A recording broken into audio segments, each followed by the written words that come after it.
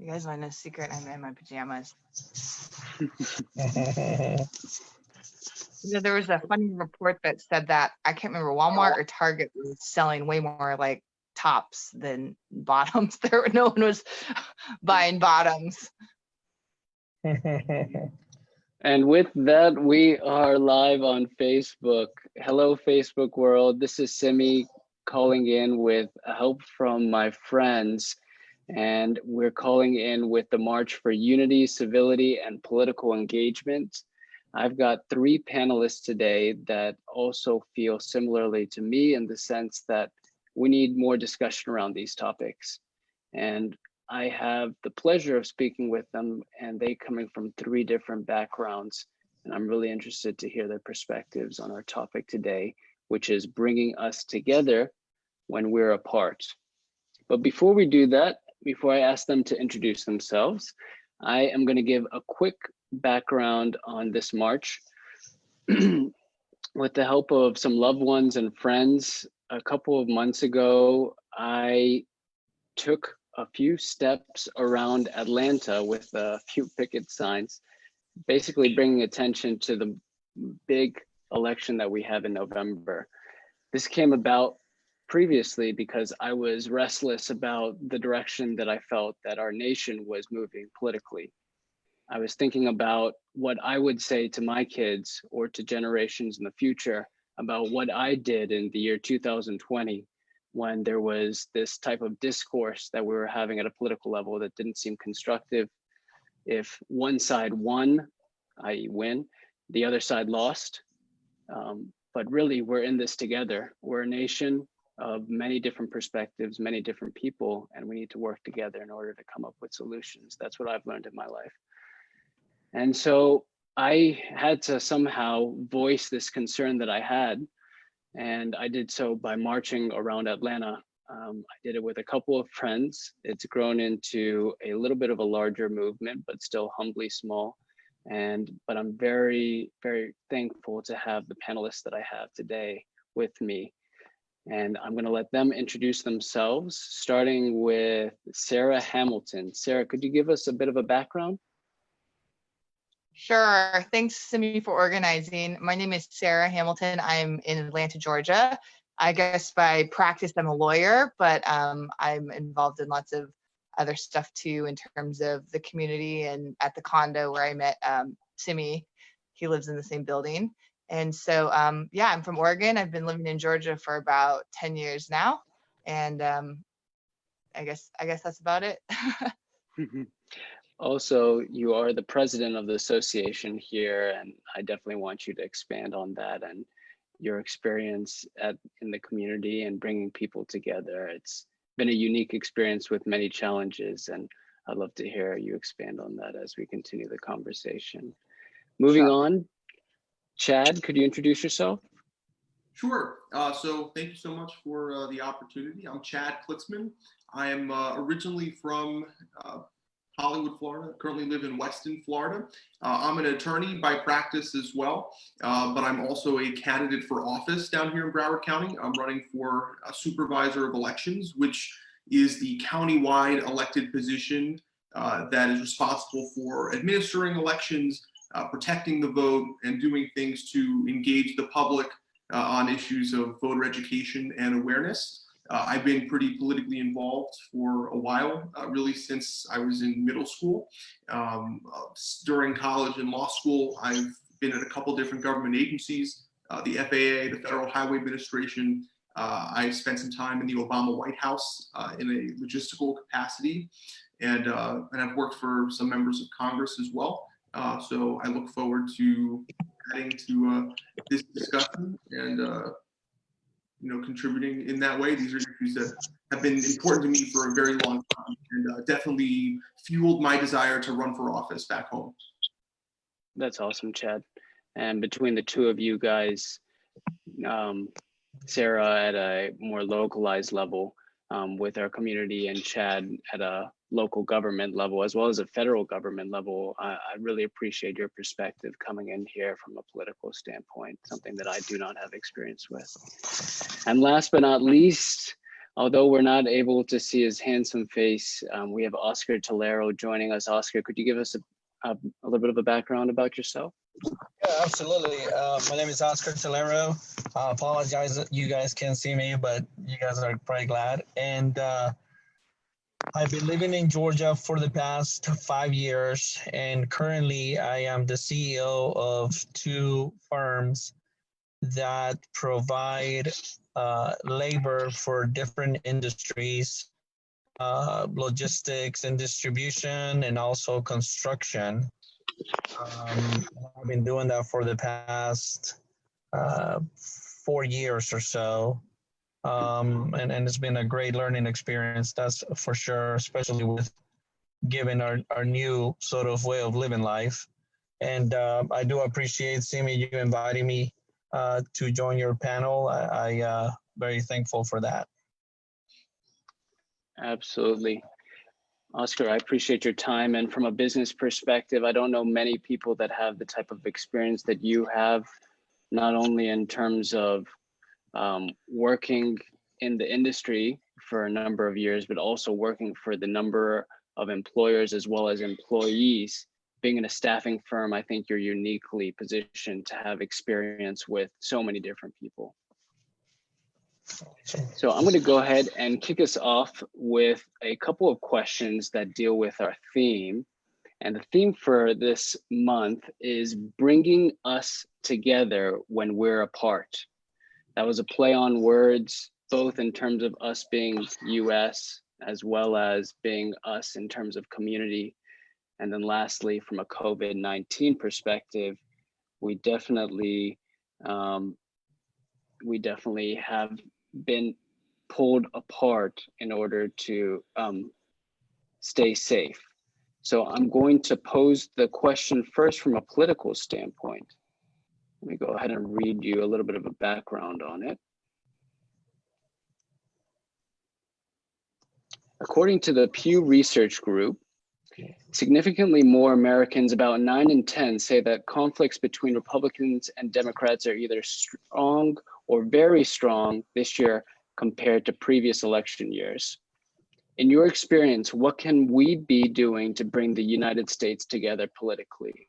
I'm going to start with you, Chad, given that you're running for office. What are your thoughts? Yeah, sure. I mean, listen, I think we need to demand more from our leaders, right? And they should lead by example when it comes to working across the aisle. And a great way to make our viewpoints known on this point in particular is to vote. You know, in many respects, the 2016 election was decided by folks who didn't show up. A sizable portion of the population just didn't come. And it's understandable why people feel as if it's not worth their time to participate. But I am nervous that once you grow apathetic and you become disengaged, it only facilitates the issues that you're talking about with respect to people being divided, because the only people who show up to vote are people at the very extremes of the spectrum. And a lot of folks in the middle don't have their voices heard. So I think the broadest answer that I could provide that's universally applicable across the country is that people need to get more engaged, and that can happen at a variety of levels. It could happen at the level of your homeowners association, local government, state government, federal government, but you know, ultimately politicians respond to their constituents because they're the ones responsible for electing them to office.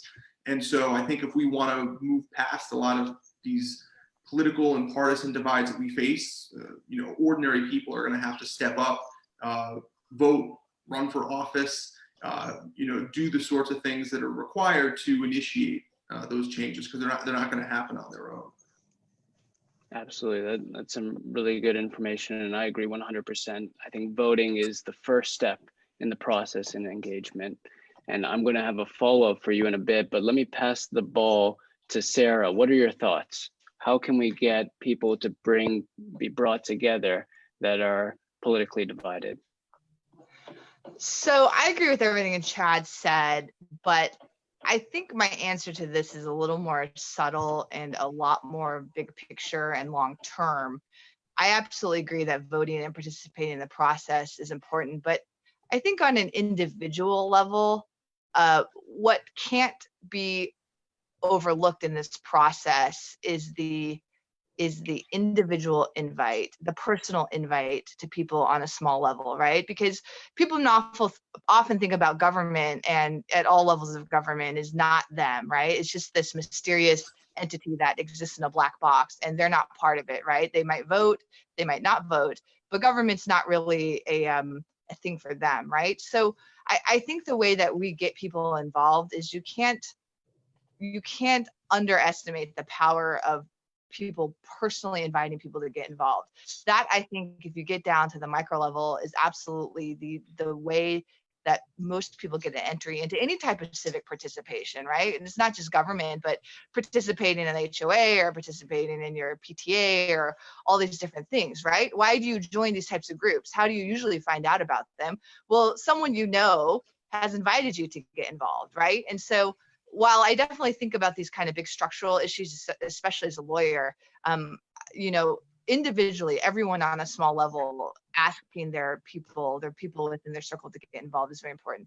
And the reason I think that ties into political divide is because the biggest risk, I think, that people really have capitalized on and really exploited from a political angle is the lack of interaction and the lack of understanding in our different segments of society, right? I think there's this really, really, really awesome map. I can't remember who did it, Vox or something, but it was basically showing the congressmen and how connected they were. And over time, you can see the dots getting further and further apart. Did anyone see that? It was like really amazing, right? But the point is that now we're in a place and time where everyone can have their own experience in terms of they can watch their own media, they can have their own friends, go to their own schools, and basically never really truly understand these issues that are facing huge segments of the society. So I think in my own way, I've been lucky in a way. I've lived a very unusual life. I grew up in a very rural part of the country. I've lived abroad. And so when these issues come out and people are able to easily exploit them because people don't have these common experiences like they used to have, right? And so when you invite people in and you invite them to do something and to understand something and to try something different, you are creating a more interlocked society where if everyone did this on a very small level, it would be much harder for politicians and other people to exploit these very kind of dumb things that exist, because people just don't know. They don't understand these kind of these other ways and these other experiences, kind of the diverse type of experiences in the United States. So when I say engaging people on a small level, it can be anything. It can be inviting people to volunteer, something that they wouldn't otherwise do, something they would see, something that they wouldn't otherwise see, whether that's, volunteering or participating in some type of organization, or it doesn't even have to be political, right? But I think expanding people's experience and really focusing on the individual level, that's where I really feel this has to start, compared to kind of these big structural things, which I also think are important. But to really change it, it's got to start on this individual level. And that's something that everyone can do. And that's a really interesting perspective. And I know from your experience firsthand, Sara, that's what you did, is you invited people to the table, you talked to them about the issues, as opposed to hoping for the best when it comes to people coming to meetings and voting and whatnot. And I definitely want to get Chad's response to what Sara said, but before we do, let me get Oscar into the mix.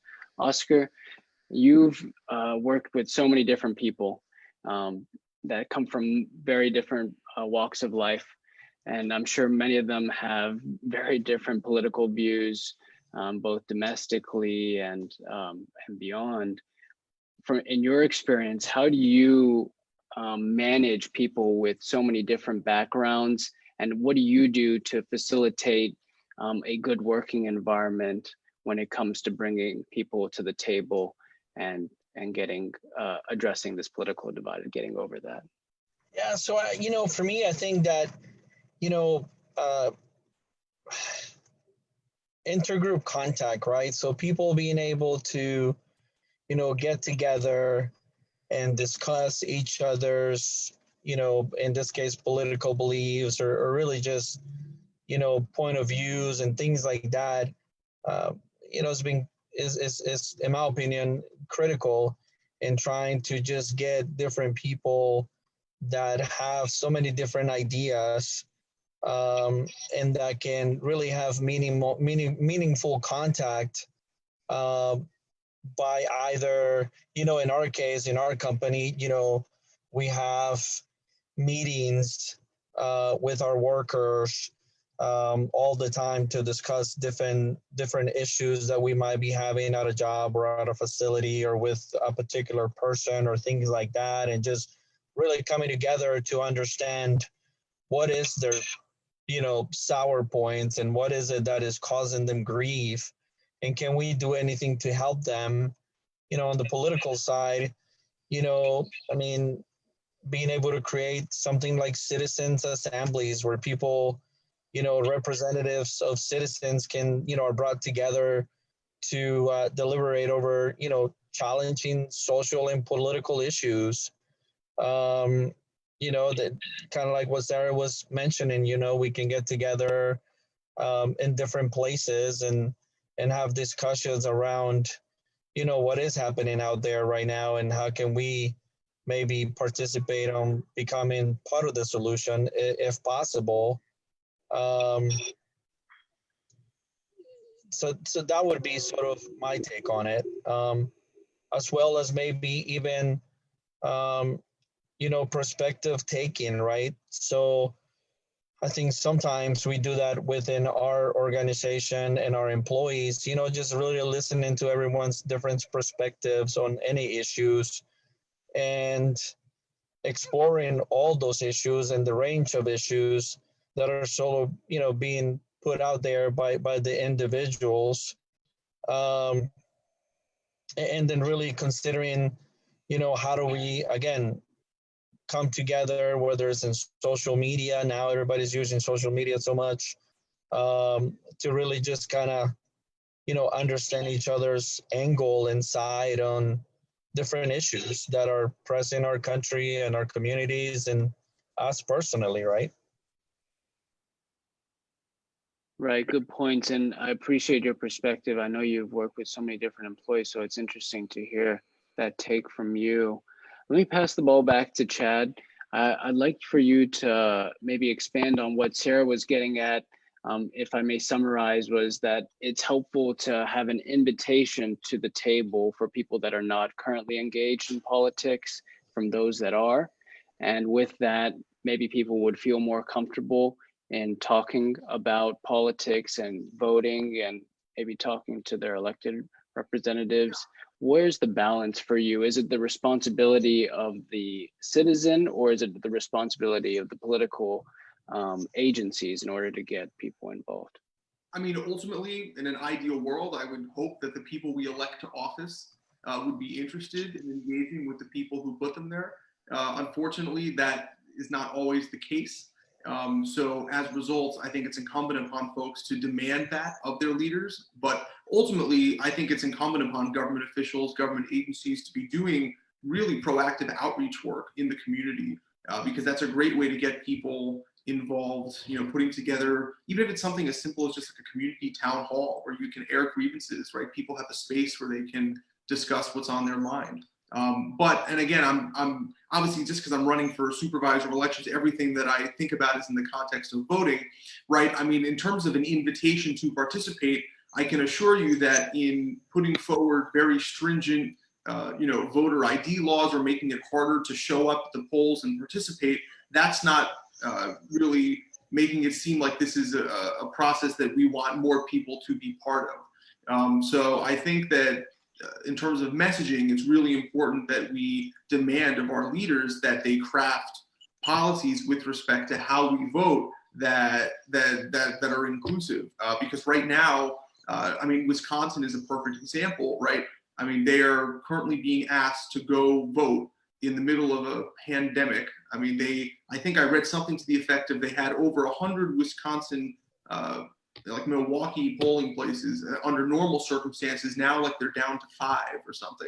and there are lines and people are having to wait for hours, right? I mean, this does not send a message that we want you to participate in this process. And I think that as leaders and also as citizens, we need to demand better from the folks who represent us. Absolutely, good point. And I think you're breaking it down between explicit reaching out to the community from officials versus implicit, in the sense that you're creating laws that make it more restrictive for people to be engaged in the political system. Good points there. I'm going to move on to the second question now that I have for you folks. That's from a COVID-19 perspective. What can we be doing to be bringing people together when we're apart? Sarah, I'll start with you. Well, I think this webinar is a great example. You know, I mean, Zoom is certainly something I had not heard of probably last month, but now I've had Zoom dinner dates and Zoom happy hours and a Zoom webinar. We're going to try to do a town hall, I guess, at some point for our condo. But, you know, I have to go back again to kind of the individual action. I mean, this is really, I think, kind of the many different kind of philosophies, if you will, so to speak, on both this whole COVID thing and also in the political process, why it's so broken, right? And people's different opinions about what the solutions are to that. I mean, I think everyone's right. Like, the truth is everyone has to do what they can in the different ways they can. But for me personally, I think that the solution is people's individual duties, right? The people have to feel an individual sense of responsibility and an individual duty to take some kind of action, to do something. And some of that too is being kind of shown what's possible, right? Because like I said, a lot of people don't think about government. They don't think about leadership as them, right? They think about it as someone else. And sometimes it's a matter of, when you're a leader in government or somewhere else, or not even a leader, you're just some person on the street, right?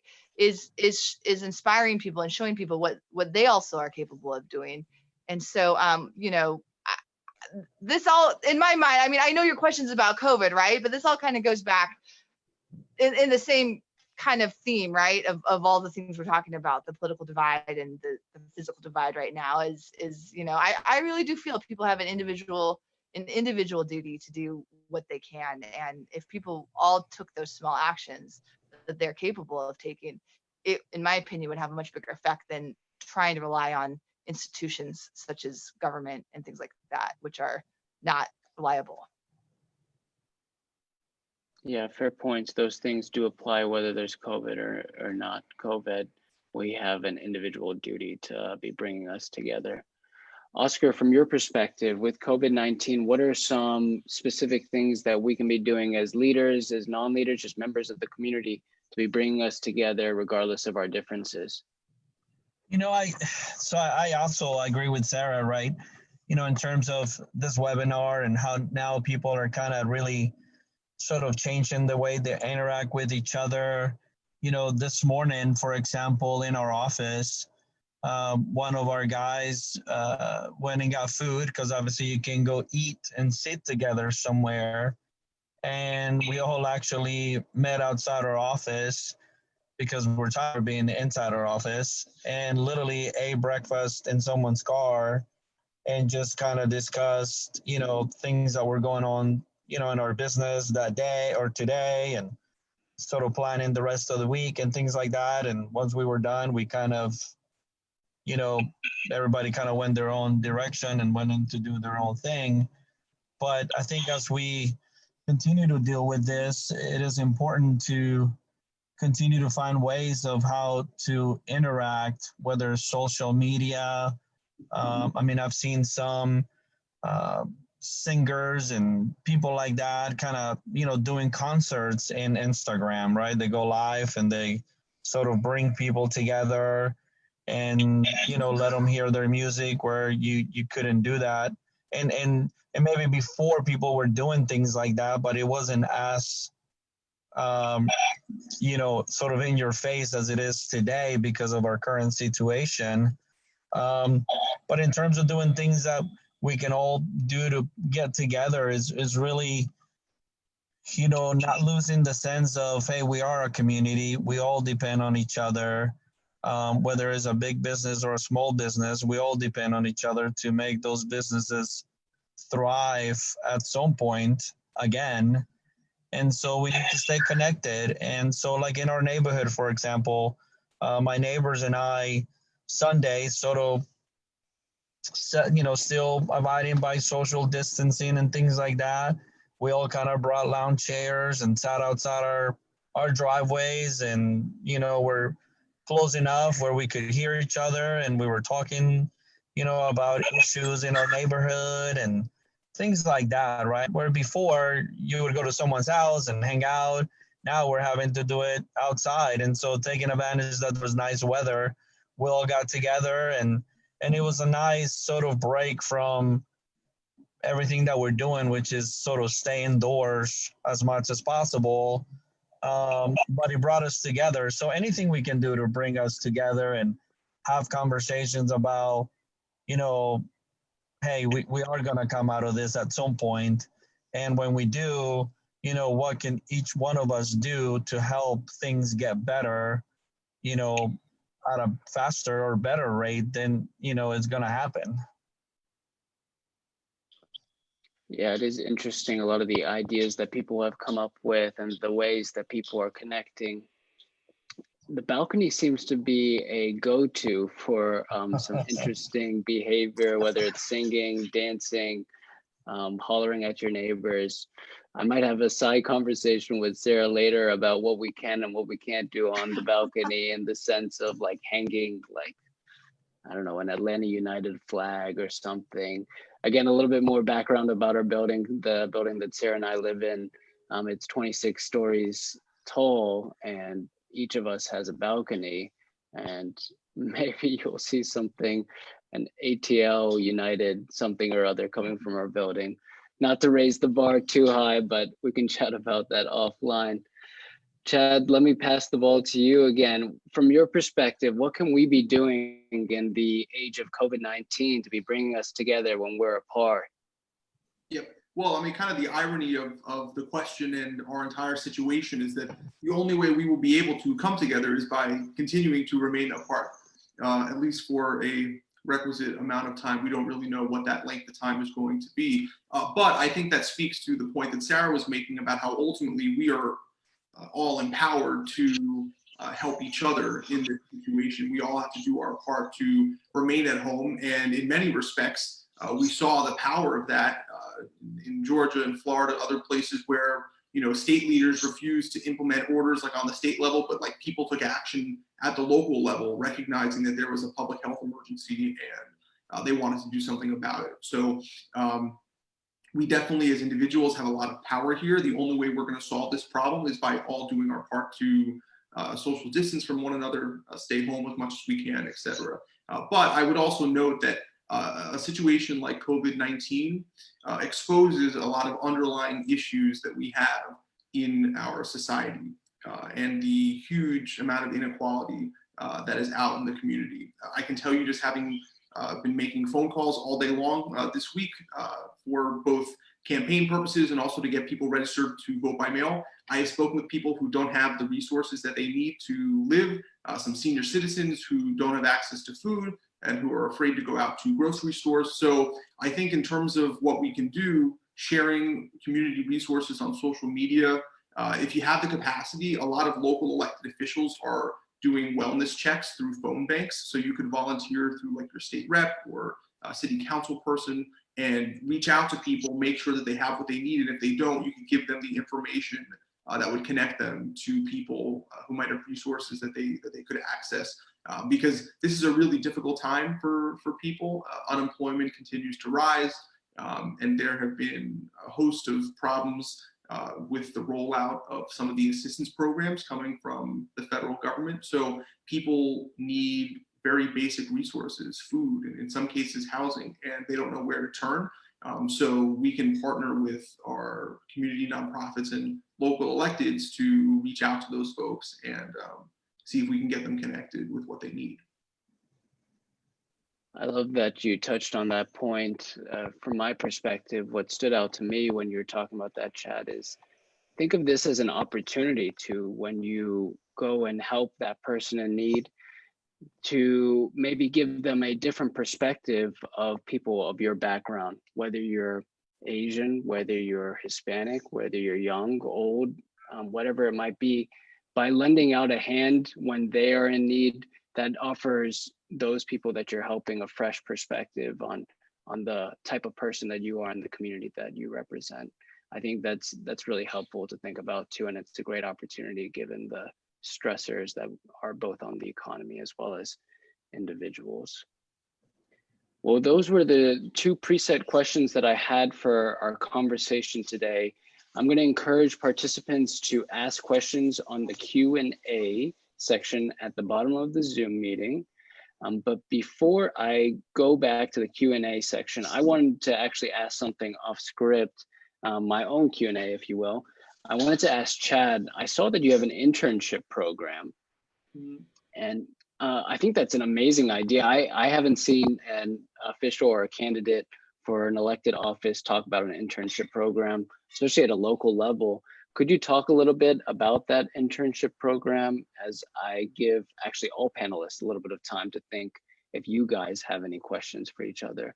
Chad, why don't you touch upon your internship program and what that's going to offer to interns? Sure. And the internship program is now a virtual internship program as a result of COVID-19, but voter education and awareness are issues that have been important to me for a very long time. And I'm the beneficiary of some tremendous internship programs as well as community mentorship programs back when I was in high school. So I wanted to run my campaign in the same way that I hope to run the supervisor of elections office if I get elected.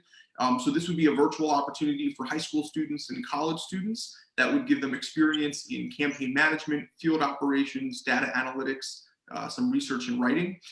But in addition to the actual campaign work, what I'm going to be doing is bringing in elected officials and community leaders at least once a week for a speaker series, which would give young people access to folks they wouldn't ordinarily have access to, ask them questions about how they got to where they are, issues that are on their radar, just general professional career development type stuff.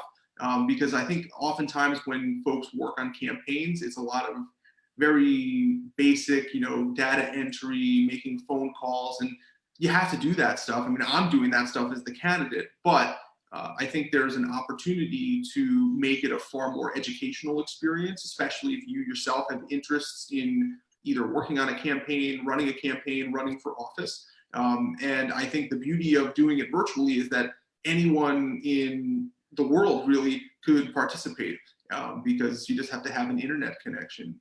So that's what's on offer. If anyone on this knows a high school student or college student who you think might be interested, send them my way. And you can also get community service hours in high school, or in some cases for college, you can get academic credit. So it's a win-win. And the good thing about the race that I'm in, Broward County is huge. So there are 2 million people in Broward County. I'm running for a county-wide seat. So it's kind of like I'm running for governor in 13 states just based on population because of how many people there are. So we need a lot of people to help out with respect to outreach because it's such a big county. That is wild to think about, that it's the same population as 13 states. That's a huge county. Just to clarify on what you were talking about, Chad, so that we don't have people applying for your internship program from India or Japan or somewhere else in the world. Is it for just people that are based out of Broward County that might be living? No. Okay. It's. I mean, listen. You may have to work through the night if you were. But yeah, I'd be more than happy to have you, or at least to review the application. That's one of the beauties about doing it virtually, is that I can work with people from all across the country. While obviously it would be good if we already have people lined up, here locally, you might have more of an affinity for the community, but the underlying skill sets, you would take away could be applied to your hometown. So if anyone's interested, I'll take you wherever you come from. That's great. That's a great way to summarize. And now moving on to another question. Thanks for that answer, Chad. That's a great program. It sounds like an internship program built by young people for young people, and you've had that experience recently, and I think you're putting that experience to work in the internship program. I have a question about HOA, so I'm going to direct this to Madam President, but I think it speaks to something that a lot of people are feeling in general about, if we can't fix small problems, how can we fix a huge pandemic? And let me specifically ask the question, but if you could speak more broadly to it, that'd be great as well, Sarah. Question is, if we can't stop bad pet owners' behavior, or stop residents from breaking HOA rules, how can we deal with the big challenge of COVID-19? Sarah? Oh my gosh, why do I get such a deep question? That's such a big question. You know, Madam President. Being realistic, I think we have to accept that you can't fix everything. And if that's your goal, then you're always going to be disappointed, right?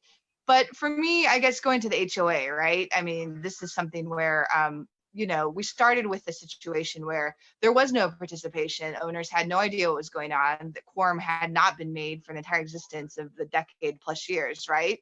And we've been able to enact a lot of changes. Have we been able to make it perfect?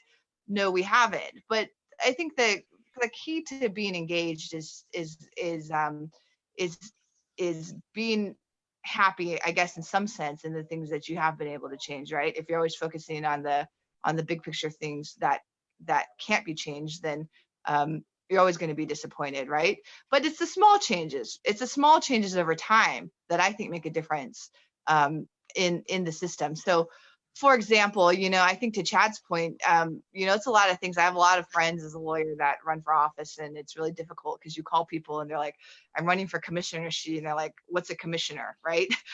They don't know what a commissioner is. They don't know when to vote. They don't know anything at all, right? So you're kind of starting from this point of being way behind, because you're starting with a group of people that have no understanding of it, right? And how can you blame them for that? But, one thing I do take kind of pride in the condo is that I do feel that over the years that I've been involved, not only getting owners involved, but trying to educate them about the process, trying to tell them you have a part in this, you have a right to vote, you have a right to be involved in this, you're a shareholder, is that I think next time someone runs like Chad, hopefully you're starting from a much better point of having people who are engaged in the process and can participate in the process, because we've increased the kind of starting level of the community involved. So to answer your question, I don't have a solution for COVID. I think that if people on all levels started from something smaller, my hope and my prediction would be that things would run smoother at the highest levels. And what I mean by that is, people are involved in their condo association, they get a taste of civic engagement, right? They get the sense of being involved in their community, and maybe that will open the doors for people wanting to be involved in their city level, their county level, their state or their federal level, right? And if you had this kind of level of involvement and baseline education of the population starting from day one, then I would have much more faith that at the highest level for these huge problems, things would run a lot smoother. But I think the issues we see at the highest levels right now, in terms of, to be honest with you, the total dysfunction in government, is really just a symptom of the problem of these baseline kind of populations not caring and not having any education, and not really the problem itself. It's really a symptom of the problem. And that's why I advocate for, am I as an individual person ever going to make a difference in the federal government? Probably not, but I can make a difference in these small levels. And if everyone did that, then maybe it would be less dysfunctional at the top. So I know that's a very convoluted answer, but I hope it made sense in terms of how I feel it really all fits together. And it all goes back to, I think, people's individual responsibility. You guys, everyone is empowered to do something right now, whether they realize it or not. It doesn't matter what your profession is or where you are in life, right? You're able to get together with your neighbors and have conversations and volunteer and host webinars and invite people to be involved in different types of things. So I know that's really convoluted, but I hope that makes sense how it kind of all fits together in my mind. It's a much bigger, longer term solution, because these aren't easy problems. They're going to be fixed in like 5 seconds, right? We've all got to go back to square one, in my opinion. And it's a much longer term fix because it's a big problem. No, good points. And I think for me, it's powerful to just think about the name of our country. It's the United States of America. We're a compilation of states, of smaller parts, and states are a compilation of local governments and so on, all the way down to associations and groups of people. And if you make small differences, they compile into big differences if we all do our part. Absolutely. I'm gonna move on to a question for. That I would just sure, add. please, Chad. It is true that we are, a lot of mini communities and organizations that kind of come together to form the whole United States of America. But in terms of solving this COVID problem, and it's probably already too late for this, but I think that you need uniformity in terms of the response nationwide. I recognize that some states have different issues, but I think one of the reasons it's been so challenging to get people to comply is because just in my own state here, we had cities doing things differently than counties, and the county order would contradict the city. Then the governor comes in and changes that, and then the president says something else. And when you have that confusion, it's very hard to expect the public to have a solid understanding of what is expected of them, which is why I think there needs to be some uniformity in terms of the response. Good point, and absolutely well taken. It's great to be doing your part, but we need collaboration. We need unity across the government, not only in our government, but also in other countries, to make sure we're collaborating, understanding the virus, its spread, and also addressing it in a similar way. Thanks for pointing that out, Chad. And Chad, I'm actually going to stay with you from a question from the board.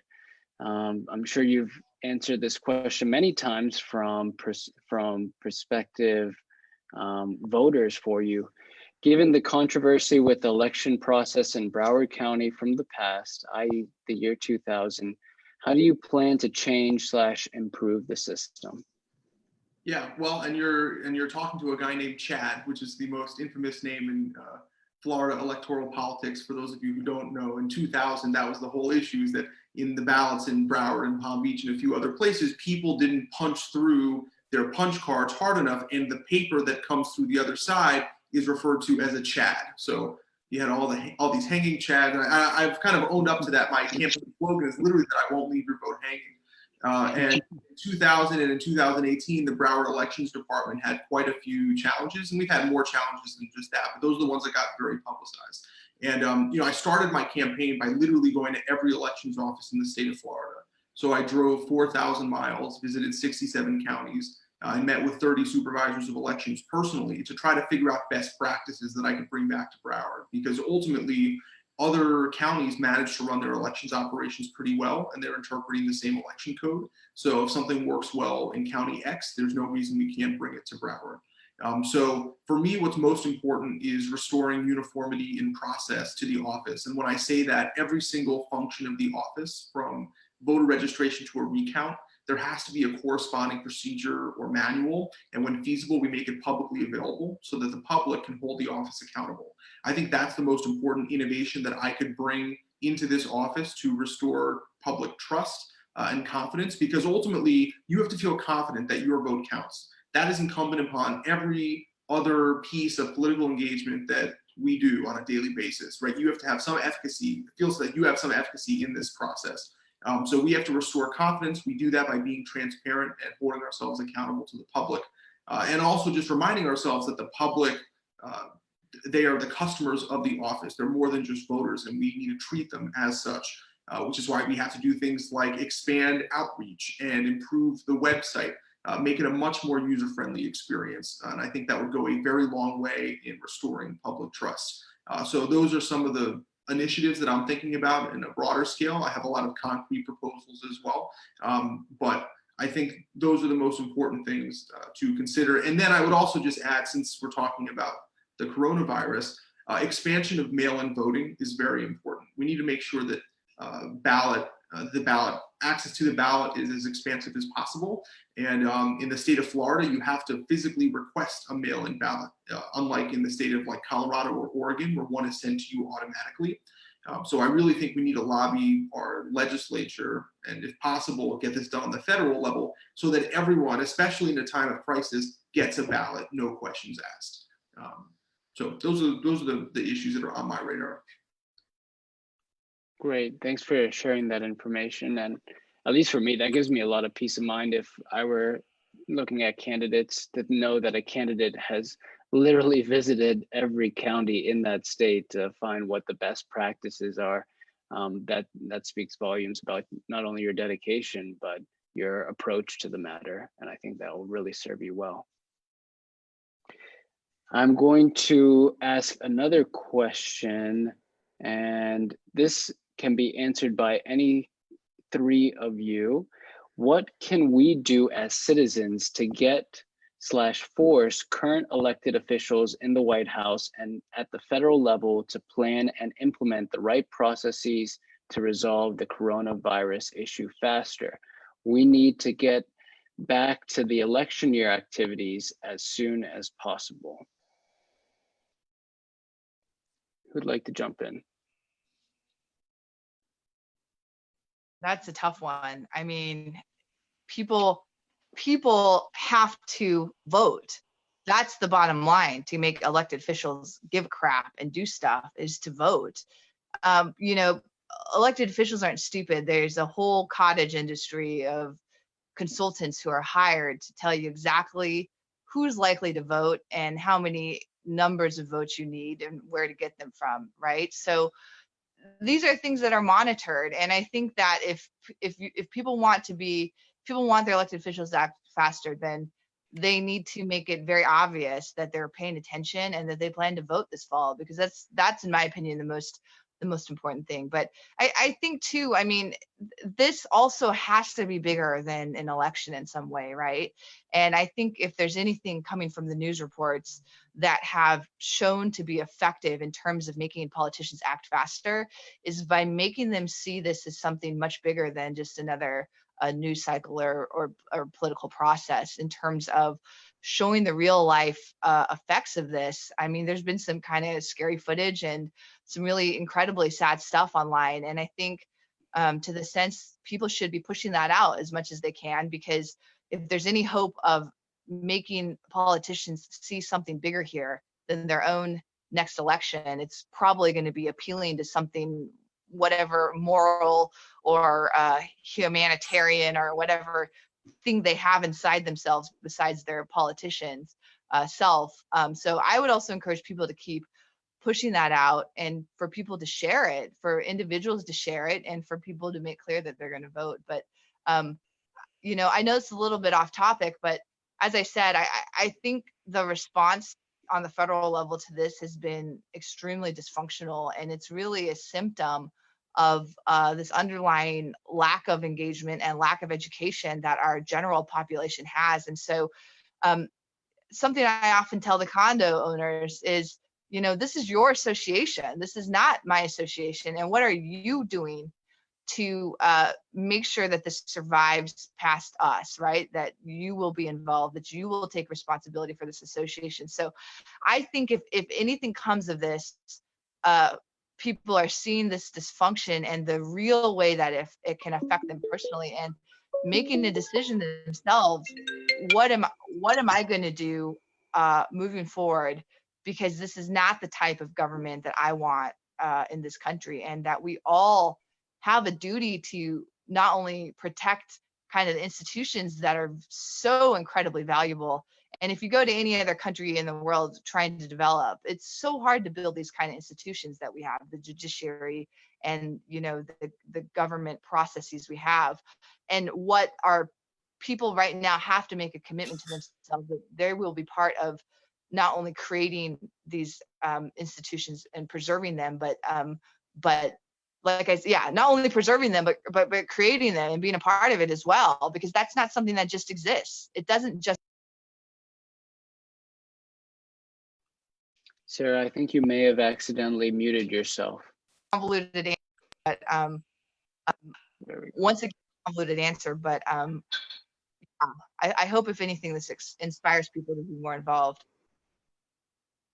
Absolutely. Well, it definitely is another inspiration or source for me to continue to reach out and to gather people and hear perspectives. Oscar, Chad, would you guys like to chip in there? I was going to say, I also think it's important to note that, you know, when we consume ideas like on the campaign trail, you know, typically politicians don't talk about like long-term issues, and in truth, people aren't usually concerned about long-term issues. If I was to go out, you know, as a presidential candidate on the campaign trail and tell you about my, you know, disaster relief plan, it's certainly not as sexy as, you know, how I'm going to get you healthcare next week. But in truth, you know, I think this situation demonstrates the importance of holding our leaders accountable on various emergency management issues, because the things that have gotten our government into trouble over the last, you know, couple of decades, right? I mean, terrorist attacks, Hurricane Katrina, the pandemic. I mean, these are all issues that, you know, are going to arise in our society. However, if we had plans on the books, you know, ready to go on these issues, it would be far easier to respond. The problem is that we don't demand that of our leaders, and as a result, they have no incentive to do that sort of planning, really at all different levels. It's not just the federal government. I mean, even locally, you know, many counties were completely unprepared to deal with a pandemic. And if you ask them, do you have a plan, like a written plan for something like this happening? In many cases, the answer was no. And this is not something that's so far-fetched to imagine. I mean, it's happened multiple times in our history. So I just wanted to make the point, because I think it's important for us to hold our leaders to task on issues of emergency management and ensure that plans are in place well in advance of these issues arising, because that's the only way you can effectively respond. Absolutely. I think that's a really good point, in the sense that presidents don't go on campaign trails saying, hey, this is how we're going to prevent economic fallout from a future hurricane, or this is what we're going to do in case there's a pandemic. I've never heard of anyone bringing up a pandemic during a presidential election debate prior to this year. So good points, and that's definitely something that maybe we will start requiring from elected officials moving forward. Oscar, I've got a question from a business perspective that I want to ask you, and then we'll wrap up after that. Oscar, what advice can you provide to college students who are about to graduate, seeing friends lose their summer internship and job offers as a result of COVID-19? Could you talk about, from a business perspective, what that looks like as a CEO having to make difficult decisions during these times? Yeah, I mean, that's tough, right? I think that, you know, in our company, we're trying to leverage some different things to continue to keep our key folks employed and hopefully not come to a position where we have to lay anyone off. But obviously we've considered that as an option, right? Not the option that we want to take to or get to, but definitely on the table as of right now. You know, I think that college students that are losing their internships, my daughter is actually in college. She goes to Clemson, and she's going through something similar. You know, I guess the thing would be that I hope that by the summer, a lot of the things will be, I'm sure, not back to normal, but better. And therefore, there will be more employers hopefully hiring people, maybe hopefully even creating additional or some internships where college students can participate in those.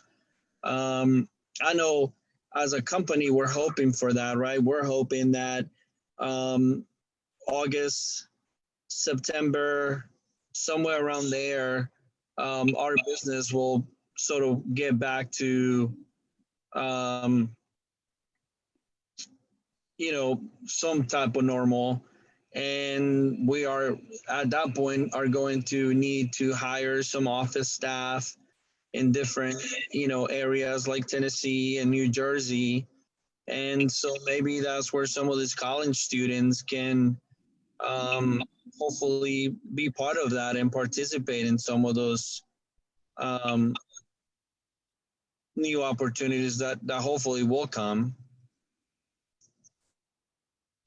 Yeah, and I can add on that, Oscar. Thanks for that. That as a business owner myself, I do see a lot of challenges moving forward with the economy that's going to ripple through different industries.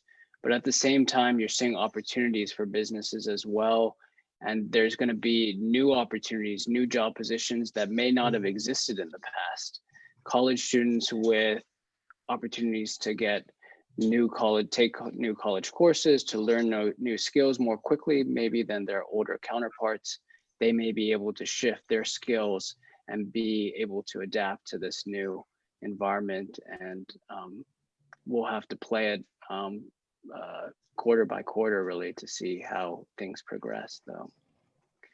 But this time, I appreciate all three of my panelists. You're coming from very different backgrounds. You're bringing to the table very different ideas and different perspectives, and I really appreciate it.